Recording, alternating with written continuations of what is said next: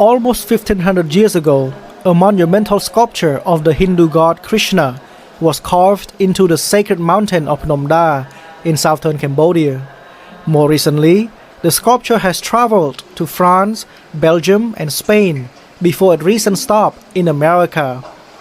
Right now, the larger-than-life-size sculpture, Krishna lifting Mount Govardhan, is being featured in an exhibition at the Smithsonian's National Museum of Asian Art in Washington. We actually know the original location of the sculpture. It was in a cave temple about halfway up the mountain, and it was really a site-specific installation.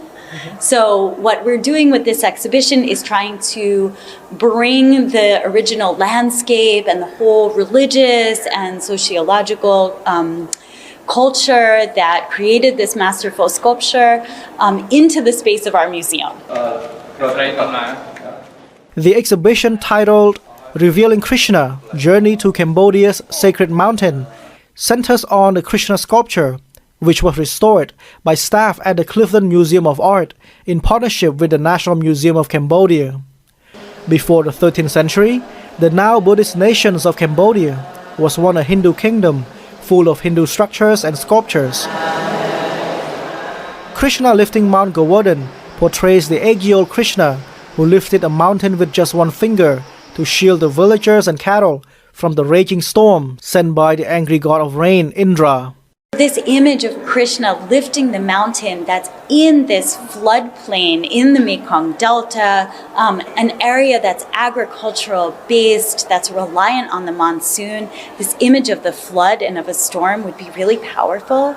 So having this beautiful sculpture of Krishna just standing inside of a cave as if he really is lifting up the mountain would be an extremely powerful and resonant emblem of protection.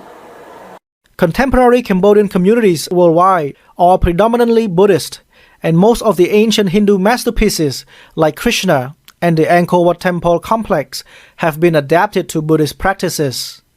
The immersive exhibition also features a 30-minute documentary about Buddhism and how ancient religious sites played a role in the belief journey of 4 Cambodian survivors who escaped the communist Khmer Rouge regime that killed more than 1.7 million people in the late 1970s.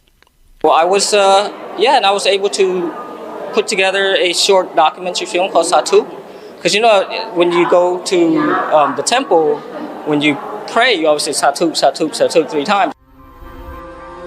The family members who died in the war. Luong Eng, best-selling author of First They Killed My Father, is one of the 4 survivors in Satuk and co-narrates the exhibition's visual timeline with Angelina Jolie. She said this exhibition is a great honor for Cambodia. I'm so happy to see people walking through the exhibit and enjoying Khmer art and culture and music and scenery, because we as Khmer people know how beautiful Khmer is. Revealing Krishna, Journey to Cambodia's Sacred Mountain is on view for free through September 18. Chetra Chap for VOA News, Washington.